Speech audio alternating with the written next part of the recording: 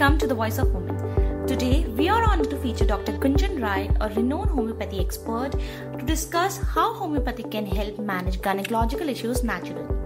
From hormonal imbalances to menstrual health and fertility support, Dr. Rai will share her expert's insights on gentle and effective treatment for women's well-being. So stay tuned for this enlightening discussion. Thank you so much, Gunjan ma'am, for giving us your time, and let's start with your introduction. नमस्कार, मेरा नाम doctor Gunjan राय है। मैं एक homeopathic consultant हूँ और मैं 11 साल से ज़्यादा मुझे हो गए प्रैक्टिस करते हुए। अभी मेरा clinic Shipra Sun city Indirapuram Ghaziabad में है। Thank you. So thank you so much for the introduction, ma'am. And now let's start with the video. And ma'am, सबसे पहले आप ये बताइए कि वुमेन्स में गायनेकोलॉजिकल इश्यूज सबसे कॉमन कौन से हैं जिसके केसेस आपके पास सबसे ज़्यादा आते हैं? ठीक है, हमारे पास काफ़ी फीमेल्स आती हैं और यंग एज की फीमेल्स आती हैं जिनमें पीसीओडी बहुत कॉमन है। मैं तो कहूँगी कि हर 3 में से 2 फीमेल जो हमारे पास आ रही हैं, अगर हम उनकी गायनेकोलॉजिकल हिस्ट्री लेते हैं तो उनके पीरियड्स में कोई ना कोई इशू है, या तो कोई इरेगुलरिटी है या उनको हेवी पीरियड्स हो रहे हैं या पीसीओडी है। और भी बहुत सारे आजकल जो कॉमन डिसऑर्डर्स आ रहे हैं, एंडोमेट्रियोसिस है या फाइब्रॉइड्स है, जिसकी वजह से फिर अल्टीमेटली ये सब चीज़ें it leads to infertility cases. तो ये हमारे कॉमन इश्यूज हैं आजकल के जो फीमेल सफ़र कर रही हैं जिनसे। Right ma'am. So ma'am, as you told us कि PCOS is a most common issue that womens are facing, तो मैम इस पे ही स्टार्ट करते हैं। एंड आप प्लीज़ बताइए कि पीसीओएस का एलोपैथिक ट्रीटमेंट तो हमें पता है क्या होता है, बट क्या पीसीओएस होम्योपैथी में भी कवर करा जा सकता है? क्या इसका ट्रीटमेंट होम्योपैथी में भी हो सकता है, और अगर हो सकता है तो ये कितना इफेक्टिव होगा? पीसीओएस पहले हम बात करते हैं कि होता क्या है, ताकि हमारी जो ऑडियंस है वो समझ पाए। तो अगर आपके जो पीरियड्स हैं, इरेगुलरिटी हो रही है उसमें कि वो 2-3 मंथ तक हुए ही नहीं पीरियड्स, उसके बाद हो रहे हैं, फिर 2-3-4 मंथ का गैप आ जा रहा है, या आपके चेहरे पे एक्ने हो रहे हैं, दाने जो बोलते हैं पिंपल्स निकल रहे हैं, या फिर चेहरे पे मेल पैटर्न में बाल ग्रो हो रहे हैं कि काफ़ी हैवी ग्रोथ हो गई है आपके फेस पे, या सर के बाल का कम होना, प्लस जब हम अल्ट्रासाउंड कराते हैं तो उसमें सिस्ट मिलना ओवरी में, इसे हम पॉलीसिस्टिक ओवेरियन सिंड्रोम बोलते हैं। अगर इन 3 क्राइटेरिया बेसिकली ये होते हैं, अगर इनमें से कोई 2 क्राइटेरिया किसी पेशेंट में प्रेजेंट होते हैं तो हम उसे बोलते हैं कि ये पीसीओएस है। तो एलोपैथी में तो आप जानते ही हैं कि उसका जो कन्वेंशनल ट्रीटमेंट है कि वो हार्मोन्स पे डालते हैं पेशेंट को कुछ दिनों तक। तो हमारे पास क्या है कि हम होम्योपैथिक ट्रीटमेंट जो देते हैं पेशेंट को, हम पूरी तरीके से उसका केस लेते हैं, उसको प्रॉपर्ली एनालाइज करते हैं। ये नहीं कि सिर्फ उसके गायनेकोलॉजिकल हिस्ट्री ही ले रहे हैं कि पीरियड्स में क्या प्रॉब्लम है, हम उसके और भी जो इश्यूज आ रहे हैं साथ में उसको भी कंसिडर करते हैं। उसका फैमिली हिस्ट्री क्या है, या उसका ऑलरेडी क्या क्या और इश्यूज आ रहे हैं उसकी लाइफ में, किस तरीके का स्ट्रेस वो फेस कर रहे हैं, क्योंकि आजकल स्ट्रेस बहुत मोस्ट कॉमन फैक्टर है किसी भी प्रॉब्लम के पीछे, कोई भी लाइफस्टाइल प्रॉब्लम के पीछे। तो जैसे हमारे पास मेडिसिन है, पल्सेटिला है या सीपिया है, they are for irregular menses and with facial hair growth. Then there is natrum mur. ये सब मैं दवाइयों के नाम बता रही हूँ जो होम्योपैथिक दवाइयाँ हैं, जैसे थैलास्पी हो गई, सबाइना हो गई। ये कुछ इस तरीके की मेडिसिन है कि जब पेशेंट को 2-3 मंथ तक पीरियड्स नहीं होते हैं, आफ्टर 2-3 मंथ्स पीरियड्स आते हैं, वो बहुत हैवी होते हैं, तो सबाइना, थैलास्पी उस तरीके की मेडिसिन है जो उसमें हेल्प करती है पेशेंट को। Right ma'am. मैम, एक बहुत कॉमन क्वेश्चन सबके दिमाग में रहता है कि अगर वो होम्योपैथी पे स्विच करेंगे तो प्रॉब्लम का इलाज कितने टाइम में होगा? अगर हम एलोपैथिक लेते हैं तो हमें एक टाइम ड्यूरेशन होता है कि इतने में हो जाएगा, बट हम यूजुअली सुना है कि होम्योपैथी में इट टेक्स लॉन्गर। तो मैम बताइए, अगर पीसीओएस के लिए कोई भी होम्योपैथी चूज करता है तो कितना टाइम ट्रीटमेंट चलेगा और रिजल्ट्स कितने इफेक्टिवली आएंगे? ठीक है, देखिए पहले मैं बताना चाहूँगी कि अगर आप डायग्नोस होते ही होम्योपैथिक ट्रीटमेंट स्टार्ट करते हैं, इनिशियली ही लेना स्टार्ट कर देते हैं, तो उसके रिजल्ट्स भी आपको जल्दी ही दिखने के लिए मिल जाएंगे। 3 to 4 मंथ्स में आपको जो सिस्ट है प्रॉपरली वो डिसॉल्व होती हुई दिखेगी। आपके सिम्टम्स तो फर्स्ट मंथ से ही कम होने शुरू हो जाएंगे। जो आपको प्रॉब्लम आ रही थी कि इरेगुलरिटी थी या और कोई इश्यूज थे, वो फर्स्ट मंथ से ही कम होने लगते हैं। बट जो प्रॉपर है कि अल्ट्रासाउंड में जो सिस्ट का गलना, वो हम उसके लिए 3-4 मंथ्स का टाइम ज़रूर लेके चलते हैं। लेकिन अगर पेशेंट बहुत टाइम से सफ़र कर रहा है, वो ऑलरेडी बहुत सारे मेडिकेशन ले चुका है, तो obviously it will take much more time. वो थोड़ा फिर एक्सटेंड हो जाता है कि 6 months to 1 year लग जाता है उसे ट्रीट करने में। और मैम, क्या पीसीओएस क्योरेबल है, कम्प्लीटली क्योरेबल है? जी बिल्कुल क्योरेबल है। अगर हम उसको मेडिसिन प्लस लाइफस्टाइल चेंजेस के साथ अगर हम उसको ट्रीट करते हैं कि हम अपना वेट को कंट्रोल में रखते हैं और बाकी जो भी एक एक्टिव लाइफस्टाइल फॉलो करते हैं, हम उतनी रिफाइंड चीज़ें हैं या कुछ भी जो जंक है उस पे ना जाके हम एकदम हेल्दी खाना खाएं और अपने लाइफस्टाइल को ठीक रखें, तो obviously it is treatable, 100% treatable. Ma'am, अगर कोई भी होम्योपैथिक ट्रीटमेंट, कोई भी वुमेन होम्योपैथिक ट्रीटमेंट लेती हैं तो उसके साथ उनको अपने लाइफ में क्या चेंजेस, लाइफस्टाइल में क्या चेंजेस करने पड़ेंगे? देखिए, पीसीओएस के लिए तो ये होता है कि जो पेशेंट का वेट है वो ज़्यादातर क्या होता है कि ओबेसिटी की वजह से ये सारी चीज़ें स्टार्ट होती हैं। सेकेंड फैक्टर इज स्ट्रेस बहुत हैवी होता है आजकल, ऑफिस जाते हैं या जो उनका एक पैटर्न है कि नाइट शिफ्ट्स भी होती हैं, तो थोड़ा स्लीप डिस्टर्बेंस भी है। इस तरीके के जो स्ट्रेस है उसको हम पेशेंट को कोशिश करते हैं कि उस पर उसको थोड़ा गाइड करें। देन उसकी लाइफस्टाइल जो है, जो खाना स्पेशली डाइट है, वो बहुत ही हैवी डाइट ना हो कि बहुत लाइट डाइट हो, बाहर का खाना कम खाएं। जो आजकल यंगस्टर्स हैं कि वो डेली बेसिस पे बाहर की चीज़ें लेते हैं, वो चीज़ें हम कट शॉर्ट करते हैं कि उसको अवॉइड करिए। तो उससे उनके वेट में ही एक्चुअली जो अल्टीमेट चेंजेस आएंगे वेट में ही आएंगे। अगर वो एक नॉर्मल बीएमआई मेंटेन करते हैं, अपना रेंज हाइट के अकॉर्डिंग उनका वेट रेंज में रहता है, तो ये चीज़ उनको काफ़ी हेल्प करती है किसी भी तरीके की प्रॉब्लम से ठीक होने में। So ma'am, now let's move to the next topic. आपने बोला इरेगुलर मेंस्ट्रुअल भी एक बहुत कॉमन इशू है वुमेन्स में, तो प्लीज़ इसके बारे में बताइए कि होम्योपैथी में इसका क्या ट्रीटमेंट है एंड किस तरह, अगर कोई एलोपैथिक ले रहा है तो क्या वो डायरेक्टली होम्योपैथी पे इस ट्रीटमेंट, इस प्रॉब्लम के लिए स्विच कर सकते हैं, और क्या इसका प्रोसेस ऑफ ट्रीटमेंट रहेगा? तो पहले तो ये बताएं कि इरेगुलर मेंसेस होते क्या हैं। इरेगुलर मेंसेस में क्या होता है कि पेशेंट की जो साइकिल्स हैं वो हर 2 महीने पे चेंज हो जा रही हैं, और ऐसा 3 साइकिल्स में हुआ है कि बैक टू बैक उसको ये प्रॉब्लम वो सफ़र कर रहा है। देन सेकेंड है कि या तो उसका जो फ्लो है, मेंस्ट्रुअल फ्लो है, बहुत हैवी है या वो बहुत कम है। ये जो साइकिल का टाइम है वो 1 to 7 डेज से ना होके 7 डेज से ज़्यादा हो रहा है। साइकिल जो नॉर्मल रहती है हमारी 21 to 35 डेज के बीच में, वो जो पीरियड्स रिपीट होते हैं, जो साइकिल पूरी कंप्लीट होती है, वो 21 to 35 डेज नॉर्मल साइकिल होती है। बट अगर वो 21 डेज से पहले आ रहे हैं या 35 डेज से बाद में आ रहे हैं, तो हम उसको बोलते हैं कि इरेगुलरिटी है पेशेंट के पीरियड्स में। देन उसका जो 2 साइकिल्स के बीच में टाइम है, that is more than 9 days, वो 9 डेज से ज़्यादा हो जा रहा है।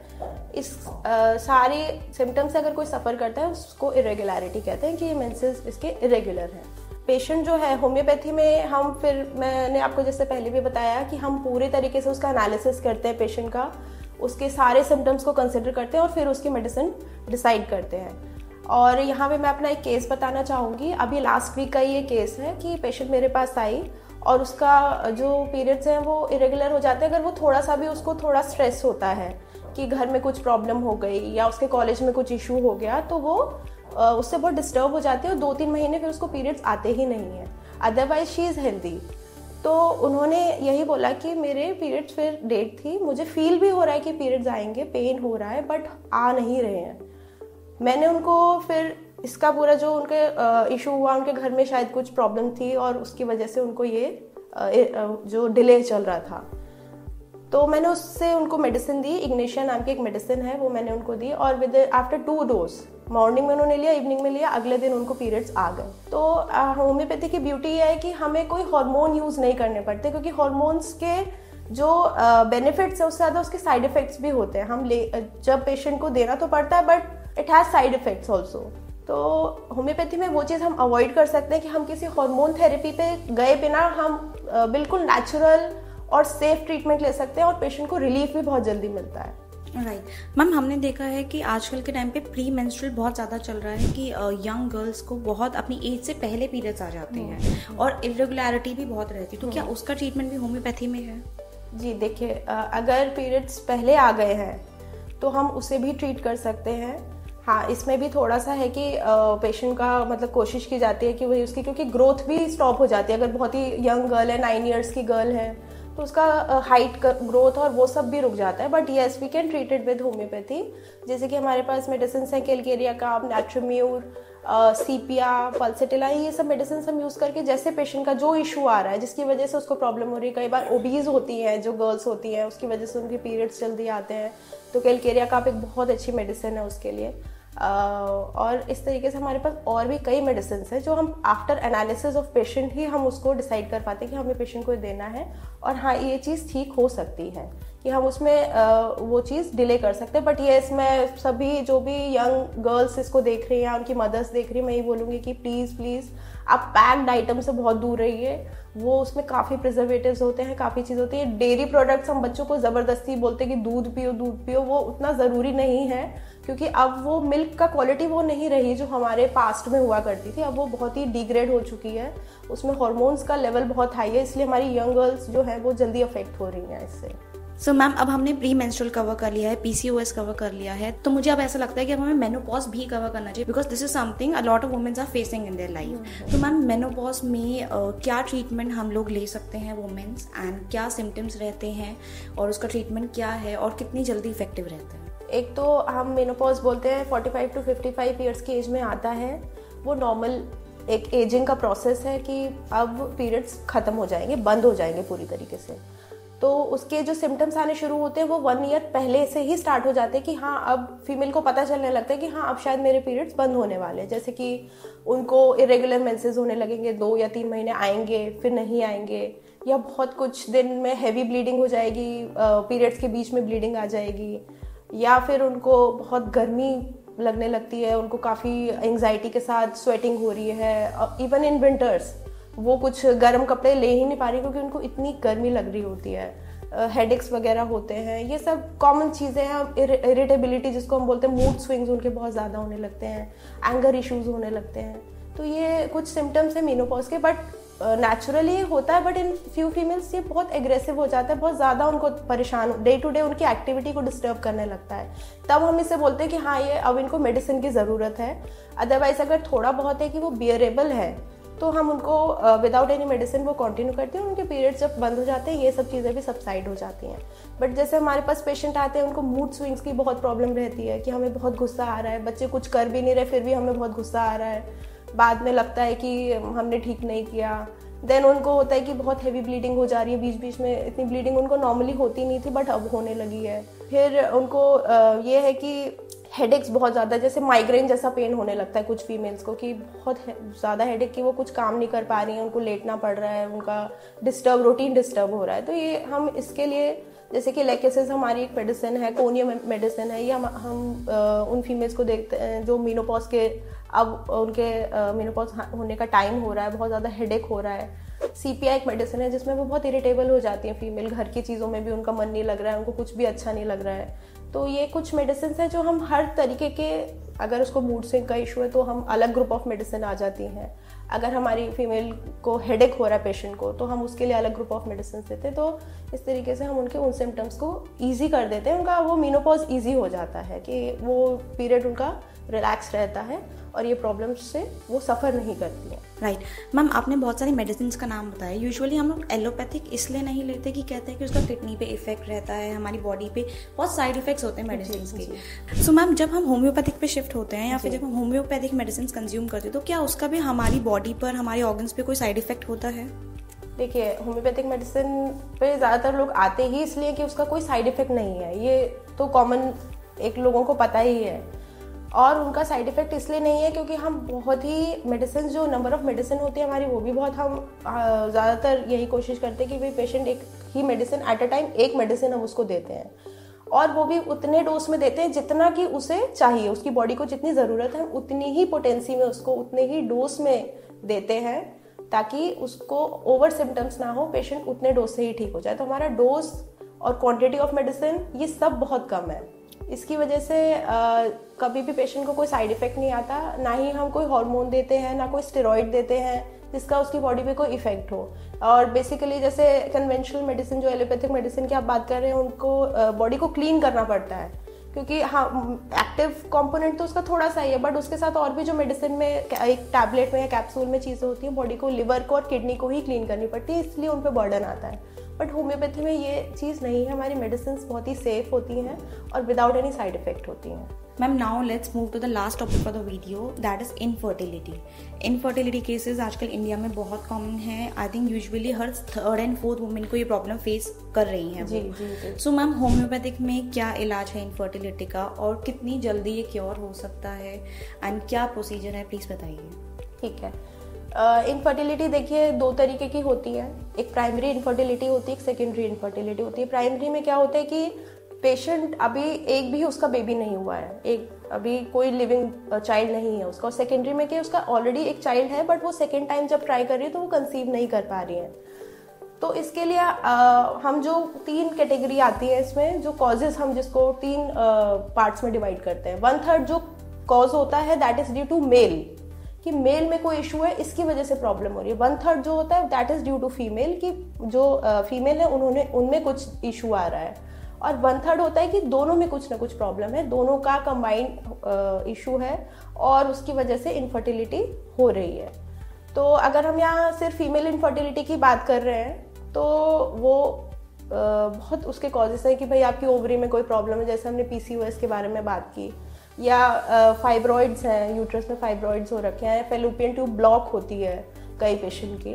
तो इसकी वजह से मतलब हर जो ऑर्गन है, या उनका हार्मोनल इम्बैलेंस है, थायराइड का कुछ इशू आ रहा है या कोई और प्रॉब्लम आ रहा है, तो उसकी वजह से पेशेंट जो है कंसीव नहीं कर पा रही है। तो उसमें मैं आपको उसको एक केस के थ्रू बताना चाहूँगी कि मेरे पास ही एक फीमेल आती थी, 43 ईयर्स की एज हो गई थी उनकी, उनका कोई भी चाइल्ड नहीं था।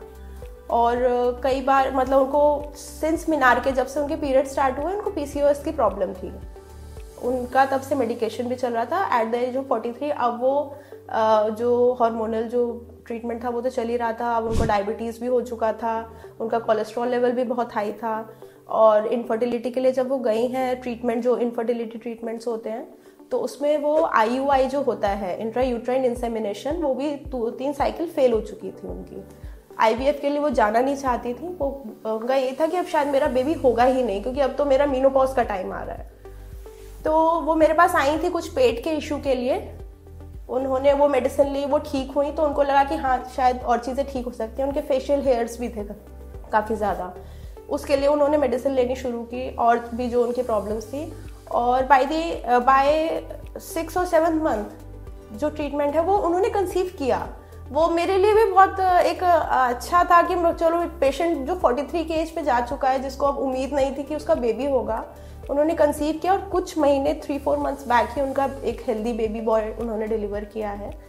तो ये होम्योपैथी की ब्यूटी है कि वो पेशेंट को ठीक भी कर देती है और कोई उसके फर्दर साइड इफ़ेक्ट्स नहीं होते हैं, और इतनी ब्यूटीफुली वो ठीक हुई और बेबी भी है अब उनका।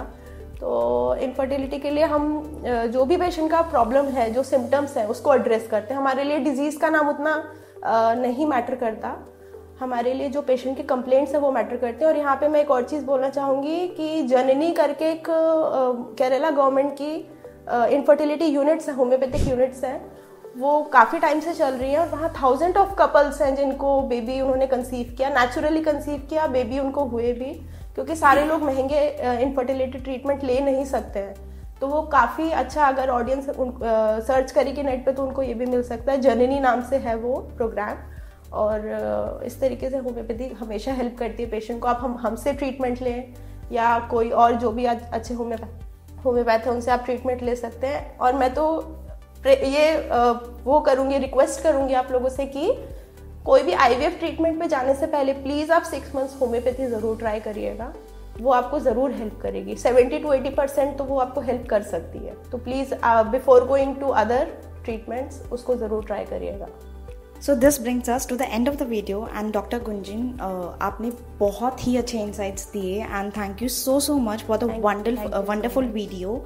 एंड बहुत अच्छा लगा मैम आपसे बात करके, होम्योपैथी के बारे में इतनी सारी चीज़ें जान के, जो हमारे ऑडियंस के इतने डाउट्स हैं कि होम्योपैथी का ट्रीटमेंट कैसे होता है, करना चाहिए नहीं करना चाहिए, उस सबको क्लियर करने के लिए thank you so much. Thank you. And to our wonderful audience, if you have any question you can drop that down in the comment section and ma'am will definitely answer that. And आप ma'am से भी मिल सकते हैं, Indirapuram Shipra Sun City में ma'am का clinic है, you can come है, you can meet her in person. Ma'am is a wonderful doctor. So thank you so much मैम, and thank you so much audience. And please don't forget to subscribe the Voice of Women our channel. एंड अगर आप future में कोई भी और video देखना चाहते हैं तो प्लीज़ कमेंट सेक्शन में वो भी ड्रॉप करना, हम आपके लिए ज़रूर बनाएंगे। Thank you.